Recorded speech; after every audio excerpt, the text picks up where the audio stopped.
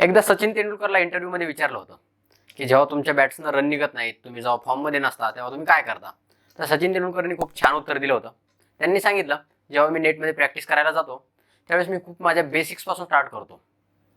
म्हणजे जर मला आउट स्विंग मी आउट होत असेल तर मी त्या बॉलला सिक्स मारण्याऐवजी मी त्याला डिफेंड करायला जातो. इथून मी प्रॅक्टिस करतो. तर तसंच असतं आपलं स्टॉक मार्केटमधलं नॉलेज ना, तसंच असतं. आपण खूप रिसर्च करतो.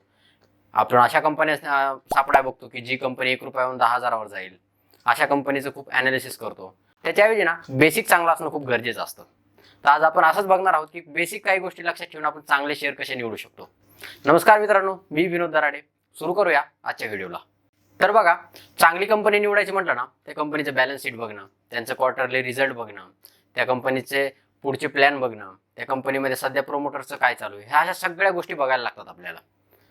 आणि ह्या गोष्टी बघून सुद्धा ती कंपनी किती चांगला प्रॉफिट देईल, किती चांगली त्याच्यात ग्रोथ होईल, हे आपण असं निश्चित सांगू शकत नाही. त्याच्यासाठी ना तर काही बेसिक गोष्टी आहेत, त्या गोष्टीकडे लक्ष देऊन जरी आपण इन्व्हेस्टमेंट चालू केली तरी तुम्हाला चांगला नफा नक्कीच होऊ शकतो. तर आपल्याला शेअर कोणते घ्यावे हे सुचत नसतं, कोणते ॲनालिसिस करणं, ह्या सगळ्या गोष्टी आल्याच. तर बघा, पहिली सुरुवात करा की ज्या गोष्टी आपण लहानपणापासून यूज करतो त्या गोष्टीत इन्व्हेस्टमेंट करायला चालू करा. उदाहरणार्थ बघा, कोलगेट आहे, आपण पेस्ट वापरतो. ती ना लहानपणापासून आपण तीच वापरतो. जवळजवळ 10 घरामध्ये 10 घरं जर काढली तर त्यातल्या 8 घरामध्ये कोलगेटच निघेल. मग कोलगेटचा प्लॅन पुढचा बघायची गरज आहे का? किंवा कोलगेट बंद होणार आहे का? तर मुळीच नाही.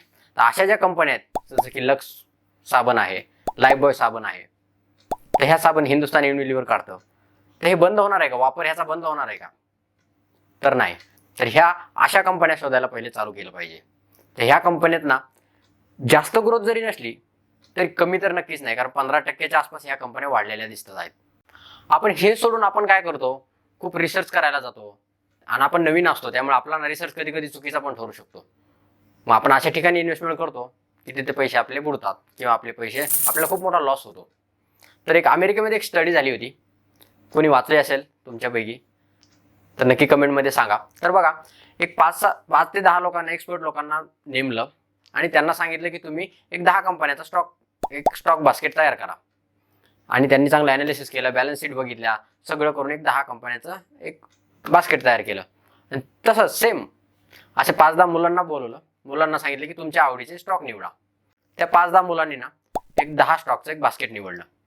जेव्हा त्याचं 10 ते 15 वर्षानंतर ॲनालिसिस करण्यात आलं तर जे मुलांनी निवडलेलं बास्केट होतं त्याचे रिटर्न जास्त होते. हे असं का झालं? कारण एक्सपर्टनं तर खूप ॲनालिसिस केलेलं असेल, त्यांची काही चूक झाली असेल का? तर असं नाही आहे. मुलांनी जे कंपन्या निवडल्या त्या चॉकलेटच्या कंपन्या होत्या, व्हिडिओ गेम ज्या बनवतात त्या कंपन्या होत्या, आईस्क्रीम जी चांगली होती त्या कंपन्या होत्या. तर त्या कंपन्या पुढे चालून खूप त्यांच्यात ग्रोथ आली. तर हा विचार एक्सपर्ट लोकांनी केला नाही, त्यांनी करंटमध्ये बघितलं की ह्या कंपन्या वाढू शकतात, तसं त्यांनी ते ॲनालिसिस करून केलं. याचा अर्थ असा नाही की एक ॲनालिसिस नाही केलं पाहिजे, कमीत कमी बेसिक तरी लक्ष आपलं असलं पाहिजे. दुसरा मुद्दा असा आहे की आपण जी कंपनीत गुंतवणूक करणार आहेत त्या कंपनीचा बिझनेस पुढील 10-15 वर्षात बंद होणार आहे का हे आपण चेक करू शकतो. तर ते कसं बघा, आता तुम्हाला माहिती इलेक्ट्रिकचा आता सध्या खूप फॅड आलं आहे. इलेक्ट्रिक कार असं चाललं आहे. आता आपल्याला पुढे माहित नाही कोणती इलेक्ट्रिक कार सगळ्यात बेस्ट असेल. टाटा मोटर्स सध्या बनवत आहे, महिंद्रा बनवत आहे. मग ह्यातील कोणती कंपनी सगळ्यात बेस्ट असेल आता आपण सांगू शकत नाही. त्याच्यामुळे आपण त्याच्यात आता गुंतवणूक करण्यापेक्षा ना, आता समजा त्याच्याच बदल्यात तुम्ही जर एशियन पेंट अशा कंपन्यात जर इन्व्हेस्ट केलं, कारण त्यांचा बिझनेस पुढचे 10-15 वर्ष चालणारच आहे. समजा एखादी आपल्या घरात फर्निचर बनतं, त्याचं फर्निचर बनवण्यासाठी आपल्याला फेविकॉल लागतो, तर फेविकॉल कंपनी पुढील 10-15 वर्षात चालणारच आहे.